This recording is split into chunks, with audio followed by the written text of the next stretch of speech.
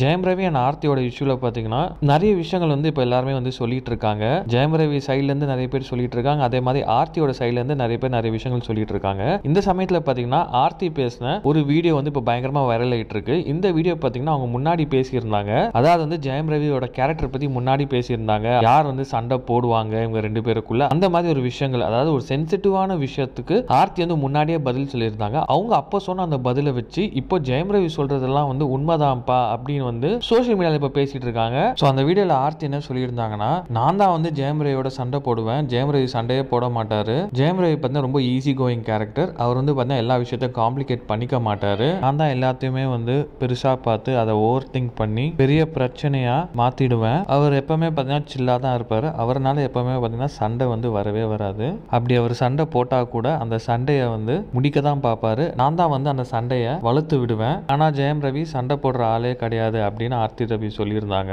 So Aarthi சொன்ன இந்த விஷயம் பார்த்தீங்கன்னா இப்போ பயங்கரமா வைரல் ஆயிட்டு வந்துட்டு இருக்கு. ஸோ அதே மாதிரி பார்த்தீங்கன்னா சில வருஷங்களுக்கு முன்னாடி ஒரு அவார்ட் ஷோல நடிகர் விக்ரமே பார்த்தீங்கன்னா ஜெயம் ரவி கிட்ட காசு கேட்டா அவர் வந்து அவர் மனைவி கிட்ட கேட்டு தான் வந்து கொடுப்பாரு. ஸோ அதை வந்து பார்த்தீங்கன்னா விக்ரம் வந்து ஃபன்னா தான் வந்து ஸ்டேஜ்ல சொல்லியிருப்பாரு.